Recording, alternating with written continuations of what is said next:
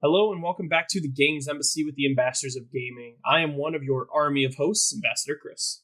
I am Ambassador Michael. And I am Ambassador Billy. And we have news about stuff. It only took us 4 times to get the intro right.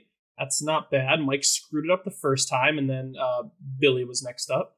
So we all had a chance to screw the pooch. Or I'm sure I will eventually. Mike, how are you today? I am good. I am glad to be doing the show. We're doing it a little bit late because of Father's Day. We wanted to make sure everybody could spend time with their family.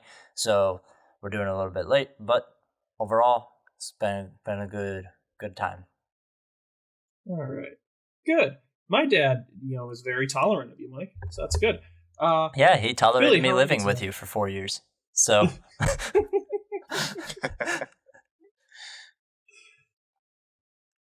Billy, you didn't answer me.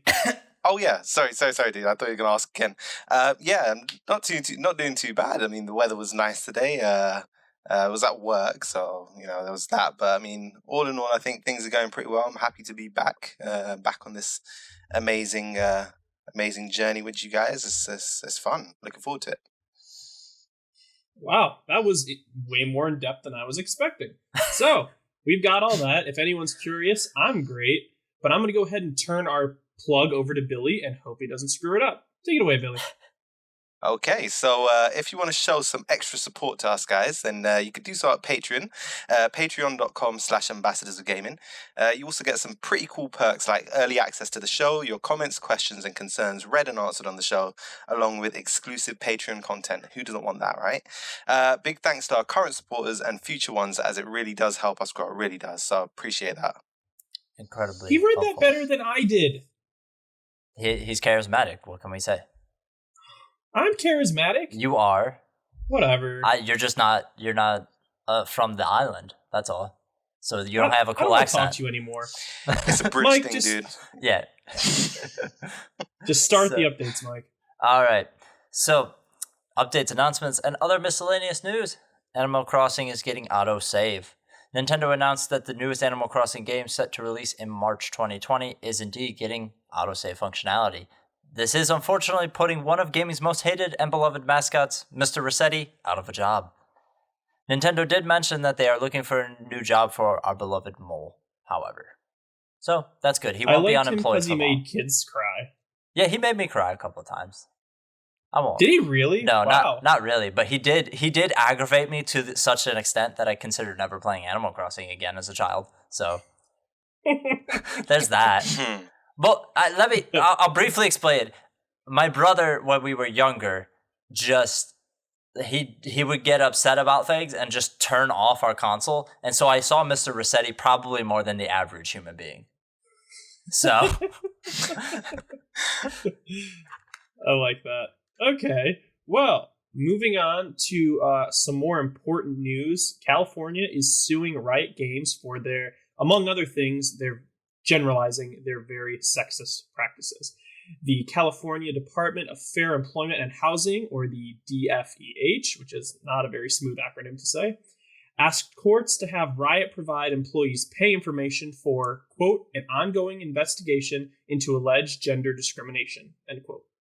The DFEH is looking into, quote, alleged unequal pay, sexual harassment, sexual assault, retaliation, and gender discrimination in selection and promotion, end quote. In October 2018, the DFEH asked for information to, quote, analyze whether women are paid less than the men at the company, end quote. However, due to Riot not participating, the DFEH has filed a suit to basically force them to give up that information. And that really does not make Riot look any better. no. Since their walkout. They were the ones with the walkout, right? That is correct. This is the same company we've covered for basically 2 months now that had that giant expose followed by the walkout and then this. So it's really stacking up to be like, this is probably a certain thing at this point. As it's not just like, oh, Kotaku and Polygon wrote up like 4 articles on this thing. It's like the actual state is investigating them and has been for a while now. Apparently, this was in, from what I'm seeing in the time frame, this is related to the lawsuits, basically. Yeah. So yeah, it's one of those things where it's like it just does not look good for them at all. I mean, it's only a matter of time. I heard right? Billy make a Yes. sound. So I think he's I mean, yes, it's a matter of time before certain business practices do catch up to you, and Yep. it's Riot getting their just desserts. If they're gonna kind of so uncaringly just engage in such activities or such practices, then they're going to get that blowback, and it's happening. Right. It's good. I mean, I think companies need to know that their employees aren't going to stand for this kind of thing anymore. There needs to be that equality. I mean, across the board, not just in gaming, just generally across. I mean, it's a whole button topic around the world. So I know, and in all these different fields. So, I think it's more so. Well, recent until the past maybe 2 generations, gaming was always targeted towards men. That was just how it was. But that's not the way the culture is anymore. There's plenty of women in gaming, and especially in the fact that we're seeing this at a development studio is a huge heads up, because Riot makes League of Legends. Yeah. Like arguably one of the biggest games out. It's a huge game.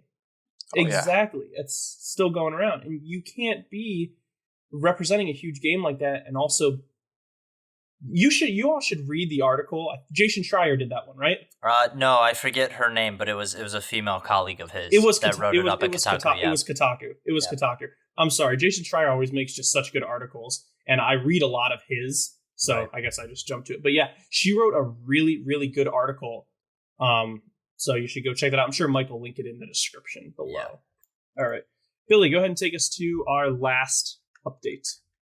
Okay, so the last update for today, Ni no Kuni is being remastered. So the game is coming to Switch, PS4, and PC, and the Switch version is a port of the PS3 version and not a remastered version. Boo. So, yeah. Boo. There's that. Boo.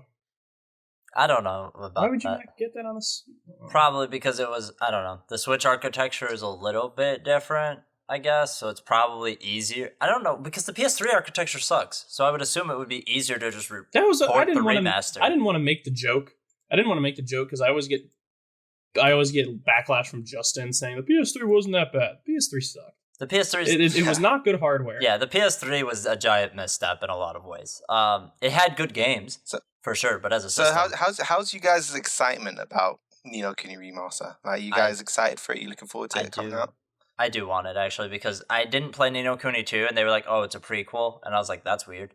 And I'd always heard good things. I would have rather played it on the Switch. Yeah, I'm probably going to end up getting it on PS4 just because of the remastered, and I don't really want to play the PS3 version, which kind of sucks, but yeah, I always heard good things about the first one. There's a strange allure to a game coming out on the Switch. I've noticed that. It's like it can be any game that when it gets like ported or remastered, whatever it is, if it's coming out on the Switch, all of a sudden it has my attention. It's weird. Yeah. For me, it's more so. Don't get me wrong. Like if there are like huge multiplayer games, I'm gonna probably choose one of my other consoles. But for games like Cuphead or Celeste, games where they're not graphic intensive and they don't have any online. There's no reason not to get them on the Switch. Absolutely, yeah. I would agree. I feel like you're at a disadvantage if you don't. Real quick, I've had my first... Exactly. I've had my first negative experience because I wanted to buy something on Switch. I didn't realize that Bloodstained comes out a week before on PS4 and Xbox, and it doesn't come out for a week later on Switch for some reason. Like, just for no reason, it just comes out a week later. So, that kind of sucks. But if I had a sad song violin like soundboard here, I would definitely. All right, look, I know you don't care, but on the schedule, man, we got to make impression videos. Releasing an impression video like a week and a half after the game's out is not going to garner you a lot of views. So. Yeah, well, it sounds like it's a you problem, Mike. I blame everyone but me somehow. So I refuse to take responsibility for my lack of research in this. Billy, tell him. Development. It's your fault, Michael. Okay, well, tell him he's wrong. Probably. Thank you. I will burn your house down. Please Mike, go ahead and take us into the news. Okay, Jesus. Information about how Stadia may perform has emerged. Broadband Genie conducted a survey of over 3,000 gamers. Google recommended the minimum speed is 10 megabytes per second for 720p, 60 frames per second. 83% of those who were surveyed expressed interest in Stadia. 22% are currently using ADSL or mobile connections. These are 20 megabytes per second or lower. 34% of those who were not interested in Stadia stated that it was specifically because of their broadband speed. 71% of those interested in Stadia were worried about performance and quality would be compromised due to its streaming. So this is just a pulse of people, basically, and how they feel about Stadia. I am going to give bad journalism right now, and I'm going to tell you why. Okay. Well, I was watching a YouTube video, and they talked about an interview with someone from Stadia. Okay. And this dude from Stadia assured basically no matter what your speed, as long as it's above like 5 or 10 megabits, assured that lag will in no way positively, he used a whole bunch of words to say that lag should be the absolute least of your problems. Okay. I mean, I want to believe you. I don't know. Google's Google. So like, I think Billy probably has more of a technical aspect on any of this than us, so he would understand better. And also, you have a different infrastructure over in the UK, right? Yeah, I mean, it's weird because the whole rural places not really getting the best coverage is still a problem here, for sure. I mean, it's a problem in pretty much all of Europe. Like you have, you know, the tight knit kind of city centers. Like they obviously have, they have like a saturation of like companies right here, like BT and Sky and Virgin and all these companies that are kind of competing to get their services in your home. But obviously there's that whole thing when too many people are in one area using a service, then it lowers your actual speeds, even though they advertise, 50 megs a second, 100 megs a second, this many megs a second.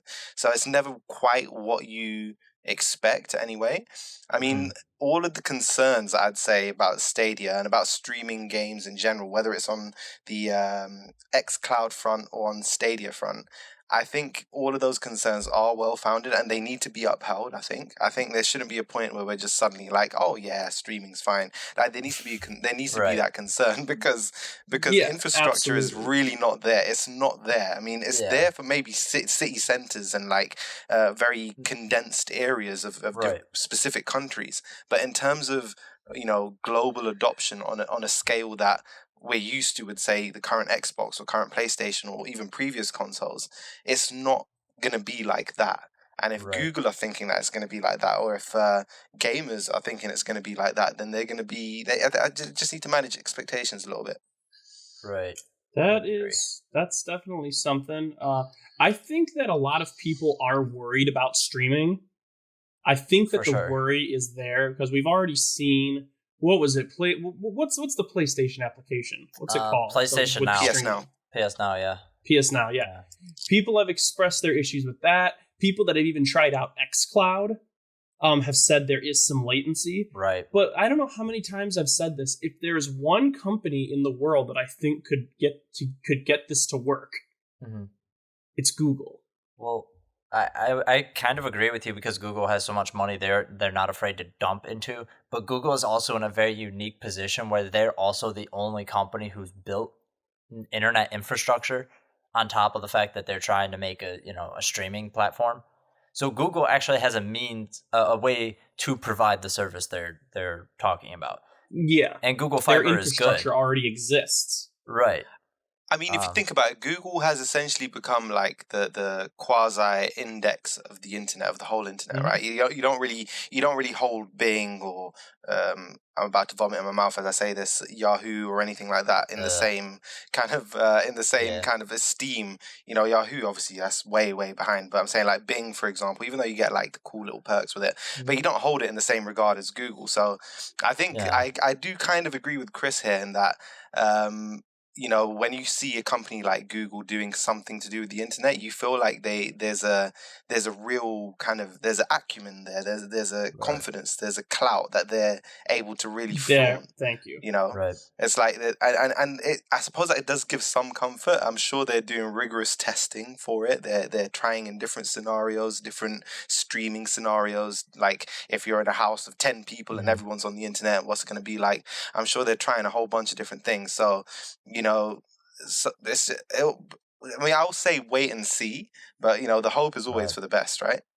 Yeah, I pre-ordered it. Yeah, you did, which is fine, which is decent because you live near a major university, and you still. I would consider you in a more rural area, Chris. Oh yeah. Because like as soon as you leave his city, like basically the city center where he's at, it's basically just rural for like what 20-30 minutes. Like yeah. So you're like an hour in all directions. Exactly. So you're like in quotes in the most rural area. I live in a major city, not the most major city, but I live in Orlando. So and even then I don't get the best internet. Like I still I get like 100 megs per second, but it averages out to like 85 usually. Like that's usually what I'm getting, which is still good. Right. But like it's nowhere. Yeah, that's still way more than they recommend. Right. On that note, though, it's what's interesting is that in my area where I live, it's like we're all kind of getting different services. Like one person might be with BT, another person with Sky, another person with Virgin Media, another person with TalkTalk, and all these companies, right? But it's like Virgin Media. It's weird, right? It's like, oh my god, this is like a different language or something. Right. But Virgin Media, for example, they're kind of they advertise themselves as the only company that does true fiber internet, and they have their own wire, they have their own line that they kind of connect to your house. The issue with that, I mean, sure enough, it gives great service when it works, but in my area, the Virgin lines are really bad.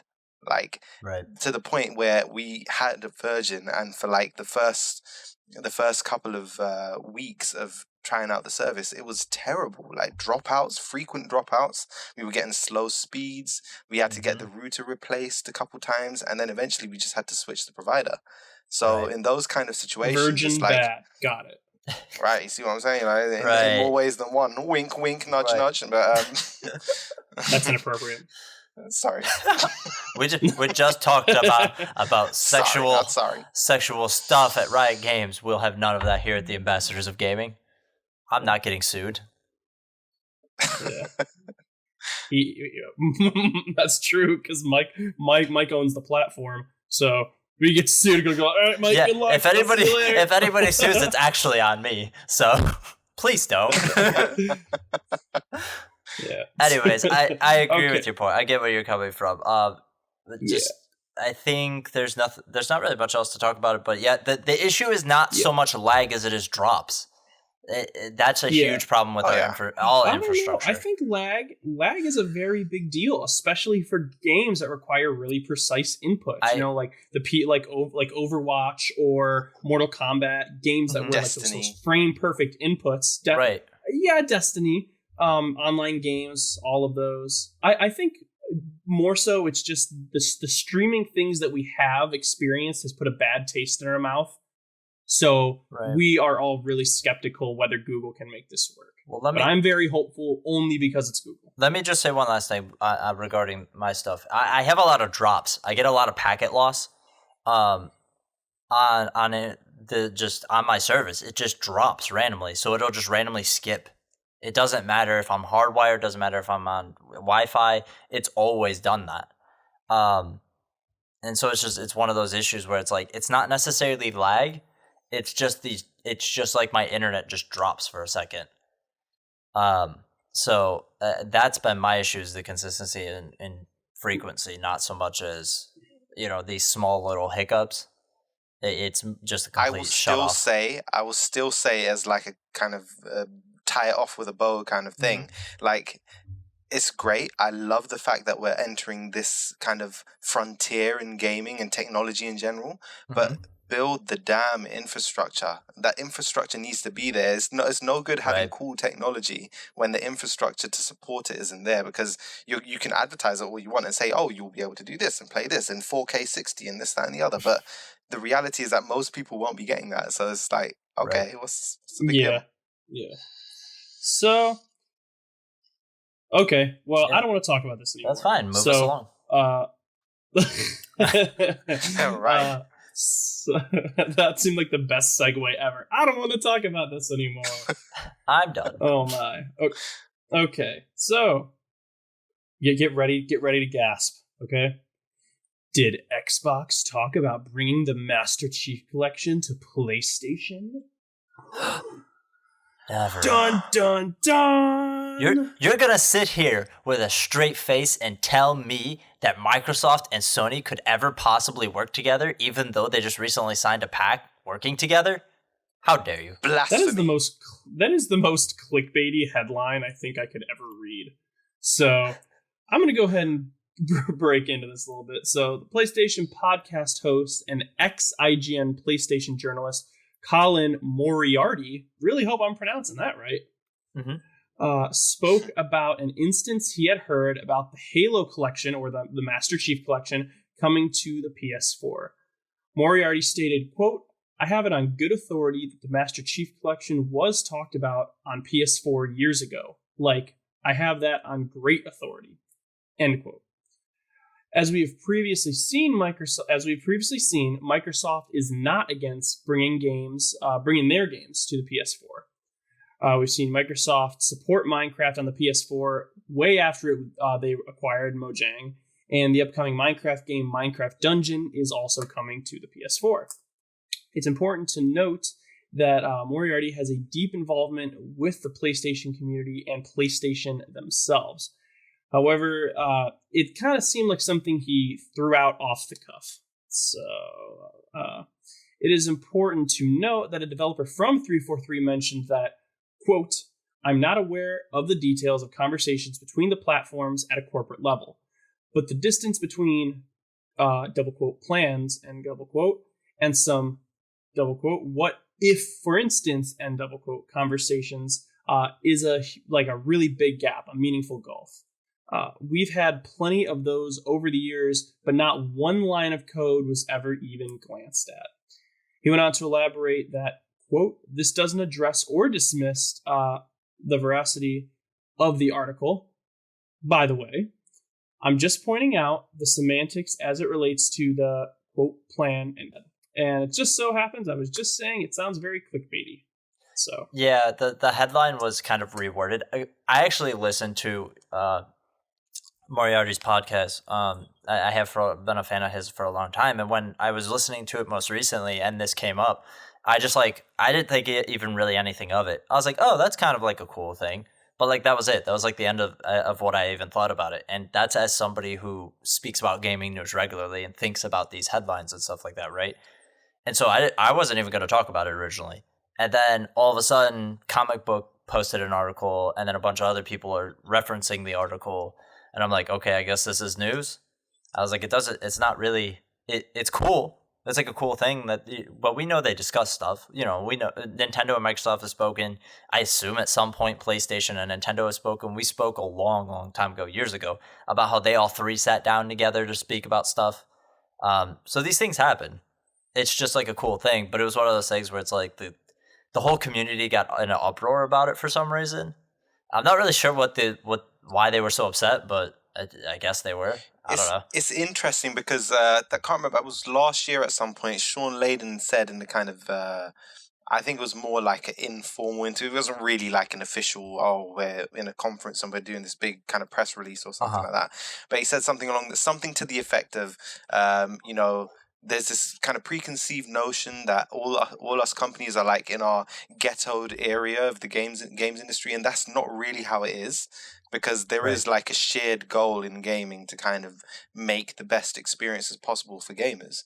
And if that means collaborating or bridging the gap in certain franchises and certain experiences, then that's what it is. And I think that's kind of applicable when it comes to, yes, you know, franchises that have long existed on one platform making their way to another. So things like crossplay and cross save and things that, you know, weren't really the norm too long ago, but it's kind of becoming quote unquote mainstream a bit more, because you know, it's the idea that it's no longer a ghettoed kind of community of, oh, this is Sony's area and space in the industry, and this is Microsoft's area and space in this is Nintendo's area and space, and never will they mix. It's like they can mix and they will mix, and if they do, this is the thing. You know, you said something about the community, right, Mike? Like the community was up in arms about it. Like, what I don't get about that particularly, it's something that kind of baffles me a little bit, is that if someone, for instance, games primarily on Xbox or primarily on PlayStation or primarily on Nintendo, if a famous Nintendo or Xbox or PlayStation franchise makes its way to another platform, that doesn't affect your experience playing the game whatsoever, not even in the slightest. More people are experiencing the game, but it doesn't make you experience it any less better. Your experience isn't going to be better or worse either way. I've seen you... people are up in arms about everything. You're not wrong. I've seen you make that point plenty of times on Twitter, especially what was it? Which ones were they? Quantic Dreams. That's what it was. When Quantic Dreams games came to PC, for some reason, people in the PlayStation community were upset about it. And even now, they didn't get upset about PlayStation bringing PlayStation Now to PCs. And even then, it's like it's old games, but it's still exclusives. Like, you can play certain exclusives. I think you can only play PS3 games. I don't think you can play PS4 games on PC. But even then, it was like exclusives. It was like the first time you could play PlayStation games on PC. So people are just, some people take their, like, I understand it's honestly, it's similar to supporting your local sports team. I feel it really is. People get mad if they're diehard Xbox fans or they're diehard PlayStation fans. God forbid a game that was exclusively on their platform goes somewhere else. Right. I don't know why it's such a big deal. Like, keep playing it where you're playing it. Exactly. Relax. Right. Real quick, just because you mentioned the sports thing, I want to elaborate in case people are unaware. Chris and I are both from Cleveland. And so, you know, we have one of the worst American football teams probably to ever play the sport. And they have probably one of the most diehard fan bases across any sport. Yeah, dude. They still will beat you up in a bar if you say ridiculous. Anything. They are crazy. So, like, that, we get where that mindset comes from, and we see it in action, and it's like, bro, it's just a video game. Like, it's just a console. It's not that serious. Like, it's just a sports team. Half the players were traded anyway. So what are you worried about? Right. So I think that's where you and I have that mentality from, is from just being involved in that culture for as long as we have. So I have that for sure. Yeah, why don't you? I'm not sure you do. You guys call it football instead of soccer, and I'm not for that. So you can go ahead. I'm throwing shade. You can go ahead and take us on to our next news point. Okay, so Treyarch responds to Black Ops 4 loot box drama. Ooh. Here we go again. As has become standard practice for the FPS giant, right? Treyarch added in loot boxes that lock 3 weapons into those boxes. How greedy of them. Treyarch outlined plans to combat this issue, and they said the developers plan to, quote, provide all players with new ways to earn weapons just by playing the game in any mode, end quote. These new ways will be challenges and a contract system, a, quote, new path to earning more loot boxes in all modes, and an earnable duplicate protected weapons bribe due in the future. This will all be implemented into the update at the end of June, so it's coming sooner rather than later. So, I mean, loot boxes, guys, what's your thoughts? Oh boy. Chris, before you get into it, I want you to know I only put this story in here because I knew it would bother you. That's the only reason I Thanks, included it. thanks. I Mike wanted knows exactly what exactly I'm why about right now. exactly why I love you, wanted Mike. this in here. You're welcome. He knows me so well. So we love, a lot of when Call of Duty was a little younger, when there were the Black Ops games and the Modern Warfare games. Mike and I preferred the Black Ops games. They seemed a little bit more grounded, which is ironic considering the jump kit in Black Ops 3. But what I'm trying to say is when that loot box first appeared in Black Ops 3 with the one-hit kill pistol, I was so mad. I was like, this is so stupid. And now we're seeing it again. This is why I don't like Call of Duty anymore. Right. It's just becoming something that you don't really remember anymore. Like, it used to be something so different. It felt so different. It had its place. I felt like it had its place. But now, because there's so many kind of over-the-top, bombastic first-person shooter, action, adventure kind of games out there that are doing so many different things, and it's working for them. It's like Call of Duty's lost kind of its... I wouldn't say it's lost its niche. I mean, it could return to that, but I think it's the whole thing. Like, maybe they feel like gamers have moved on and are wanting something different, and the whole kind of approach to it is changing in light of that. But still, I mean, some changes will never sit right. Right. I think they've pretty much done with Call of Duty what EA did to sports games. You know what I mean? Where it's just like, okay, they're a little bit different every year, but it's basically the same game at its core. Agreed. Except more loot boxes. Pretty much. So I'm kind of hoping that when this new Modern Warfare comes out, they don't screw it up. I'm sure there will be a literal buttload of microtransactions and loot boxes. I'm sure you'll be able to buy every single skin with coins and all sorts of crap like that, because that's what Activision does. But it's disappointing because they just like really turned this thing that could have been genuinely this revolutionary thing, and they're just gonna run it into the ground, and they're okay with doing that.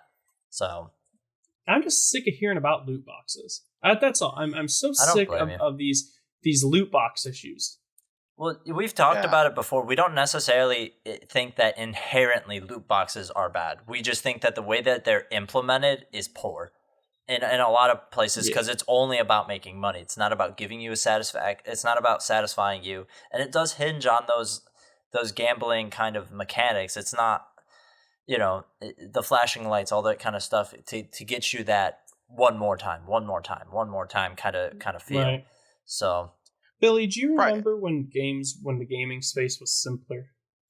Oh, I do, most certainly. I like when you didn't ever used to think. I mean, there obviously were microtransactions in several games, and you had the freedom to buy it on buy the game. It was your decision. You could exactly. You got the content that you really wanted with the game when you bought the game at the point of purchase, right?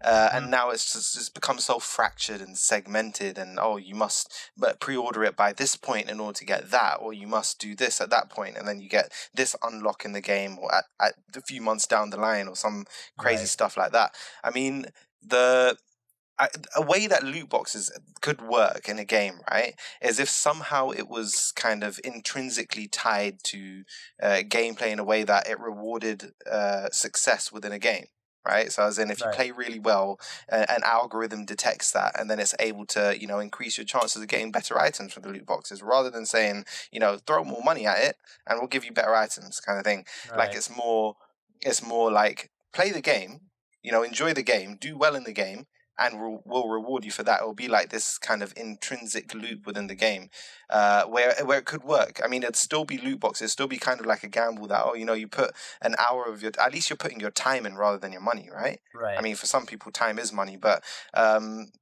it's just one of those things. It could work, but they need to do it the right way. If they're going to keep doing it this way, we're always going to hear that phrase, as Chris said, loot box issues. Like, you never hear, oh my god, amazing loot boxes, they've done it so well. Especially in recent years, like you're not hearing that. You're just hearing, oh my god, loot boxes again. The best you can hope for is that people don't talk about your game's loot boxes. Pretty much. Right. Yeah. Just like Overwatch. No one talks about Overwatch's loot boxes. Not anymore. They did when it first came out, and because people were upset because Overwatch basically popularized the loot box. And so people were upset with it being one of the first major games to not credit you for duplicates. Like it just gives you duplicates. I know you get credits for them, but in most instances, the boxes previously were non-duplicate. You would just get new items every time you open the box. And now that's not the case. Yeah. So I understand. And so anyways, yeah, that was pretty much it. I just want to piggyback off to your top point. this off. To top this off, I want to tell you one of my worst fears. Okay. Battlefront 2 isn't the worst. What if something new and more powerful that tries to yank literally the console builds a mechanical arm to just reach in and write down your credit card numbers. Oh. So like some Black Mirror, Twilight Zone kind of shit. Like next level, like making the loot boxes that Battlefront 2, making the money that Battlefront 2 asked for look like what if donating to the Boy Scouts of America. Correct me if I'm wrong, but are you specifically talking about sentient loot boxes? Because that would frighten the bejesus out. I used a bad acronym. I'm afraid that there will be a game in the future that does loot boxes even worse than Battlefront 2. Yeah, they set the bar pretty low with that. So I mean, it's definitely a possibility. Yeah, exactly. I just don't know how.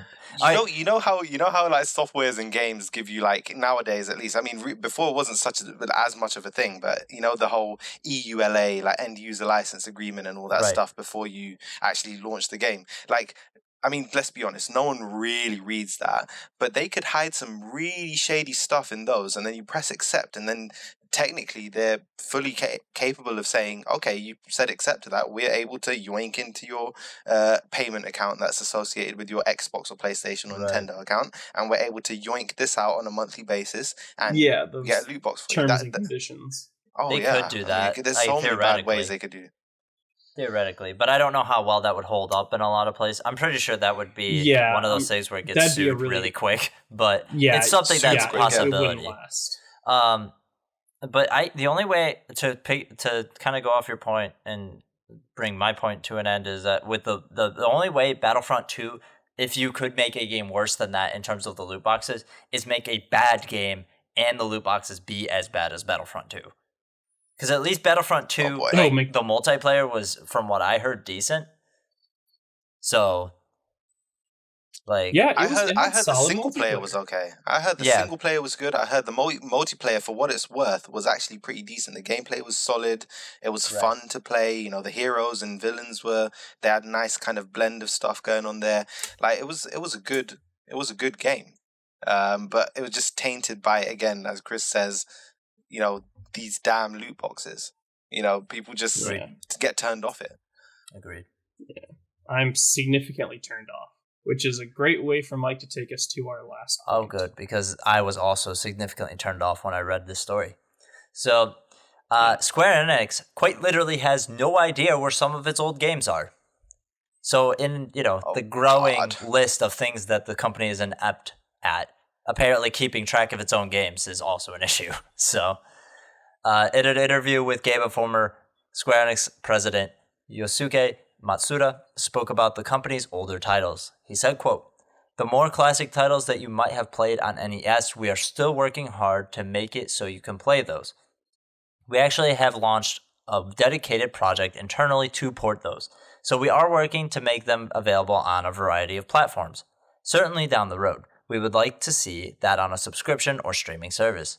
So we're exploring the possibility of creating a dedicated channel for ourselves." He went on to explain why we have not seen some older titles released on newer platforms. He said, quote, "I'm embarrassed to admit it, but in some cases, we don't know where the code is anymore. It's very hard to find them sometimes, because back in the day, you just made them, put them out there, and you were done. You didn't think of how you were going to sell them down the road. Sometimes consumers ask, why haven't you released that yet? That game's, And the truth of the matter is, it's because we don't know where it has gone," end quote.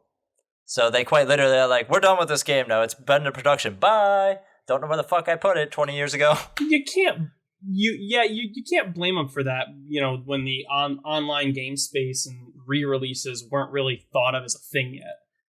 I understand that, but I also understand the way companies work. And would you not be surprised if this came out of somebody who worked at Nintendo's mouth? You know what I mean? Okay, yeah, I understand. It's a business, even after you're done with it, It's an asset. still keep it and hang on to it. Right. You keep a portfolio. I mean, that's just common. I mean, I'm going to sound very obnoxious saying this, but to me at least, it seems like common knowledge. If you're creating something, if you're creating a digital piece of work or game or movie or anything, you would keep a copy of your work somewhere. Like, you'd keep it somewhere so that you can access it if you ever want to tweak it or change it, whatever it might be. No matter how old the code is, no matter how old the engine is, no matter how bad the graphics are compared to how games are now, you'd have some kind of reference to it. So it's, as Mike said, it's a complete ineptitude in terms of organization. It's like, these are, real jewels of games, that have just gone missing just due to poor organization. It's like, that's stuff that would get some people fired in some workplaces, if you think about it. Right. Granted, these people are probably long gone now, but I think my main issue with this, and I just thought about this now, is not that they lost it, right? This is not something that is, he's presenting it as this is something new, right? It's new that we're going back and we're porting games to new consoles and people want it and there's demand for it, which just isn't true. They ported the original Mega Man games, the GameCube, like Capcom's ported tons of stuff to different systems for a long time. Capcom has kept a record of their stuff for a long time. So has Nintendo. That's Nintendo's thing. That's people's major gripe with Nintendo. Why don't you port your old stuff? You have it. We know you have it because you've ported it to previous stuff. Like, so I think it's a little dishonest to say that, like, oh, this is like a new thing. It makes you think, is there something bigger afoot? Like, is there, are they waiting? Like, is everything what it seems? Or is there more to this story? Yeah. Chris and I are Kingdom Hearts fans. And let us tell you about the depths of Square Enix's ineptitude and depravity.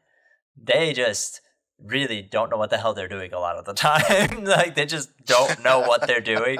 Like, see, they're great artists. They're great artists, but it's like, they're like the Japanese this is gonna EA. Sound really dramatic. Not even okay. I wasn't gonna go that far. What I was gonna say is, it's like you give a kid $100 to make the lemonade stand, but you don't have someone supervising him over how that money is really spent. Right, and then it takes him 3 not weeks just money, to make lemonade. Yeah, they're full of artists. They're full of artists, but I'm not sure how many businessmen, like how many suit and ties they have really back there keeping track of what they're doing. Ow! That's the second time I broke a rubber band on my hand. Well, that's what you get for playing with stuff while we record the show. So. Well, I have ADHD and I'm antsy. So okay, well, I'm gonna get you a stress ball or something. So. Yeah. Make it shaped like your head. On that note, though, what was it? It's like, there's a difference between like good artist and a good businessman. Like, a good artist needs a good businessman. It needs a good businessman to kind of take the art to kind of new heights, And it's one of those things, like, if you, as that analogy, something about like, giving a lot of money to a kid and telling them to buy something simple. It's like, if that kid has no idea of what to do or how to actually apply it, they'll find a way to spend all of that money when they don't really need to. Like, it's about being efficient and effective, within what you need to do. But then I guess that's what it is. I mean, I suppose there's a kind of peace of mind in a weird way that at least they have got the good artists.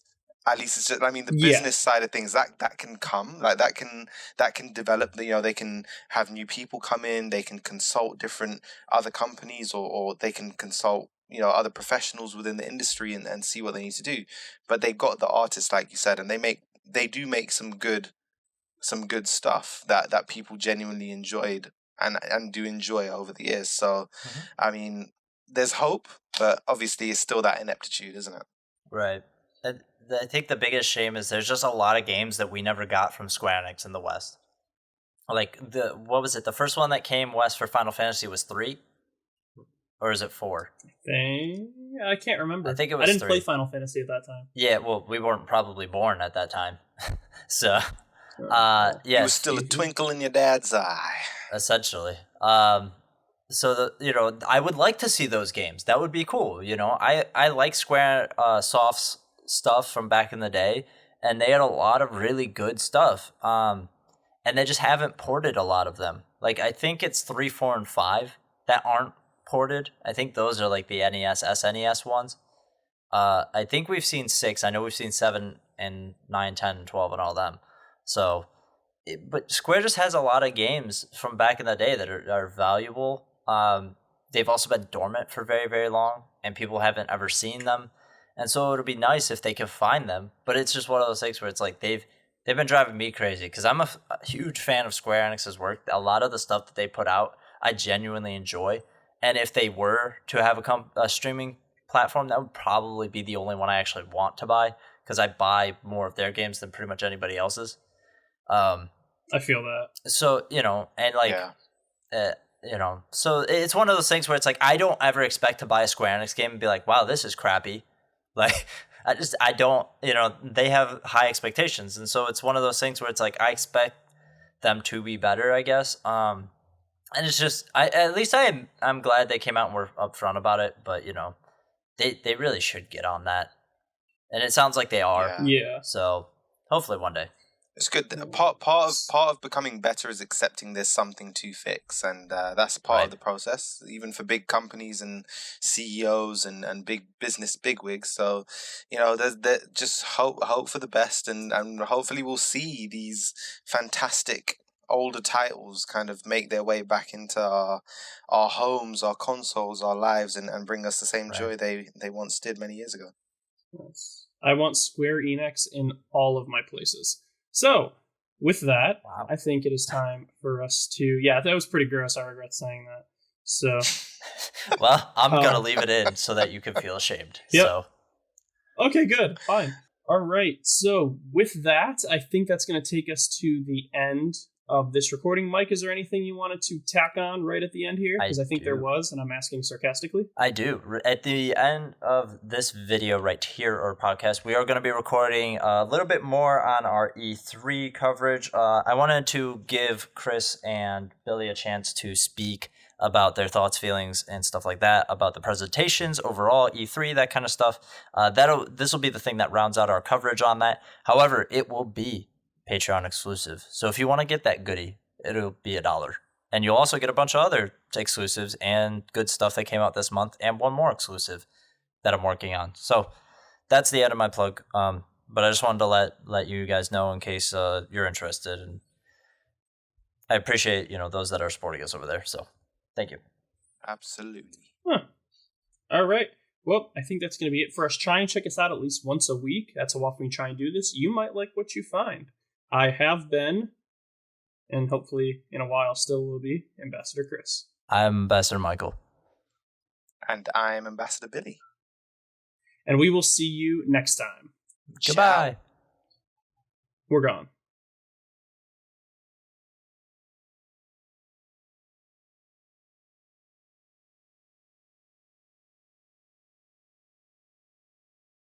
Three or four times to get that intro right. So, Mike, how are you today? I'm good. I botched that intro 3 different times. So, that sucked. But whatever. I'm so proud of you. Billy, how are you doing today? You didn't screw up. Is he gone? Hello? Billy? Billy? Oh boy, technical difficulties of the show. Yeah, poop faces. Oh, there he is. He's back. And my mic just went. Your mic died? Is that what happened? Hello? Oh, good. Yes. And what happened with your mic? Did it die? I have no idea. Like, I just hear you say something and then literally I'm silent. So I'm just thinking, where's my cue? Yeah, I don't know. Are you serious?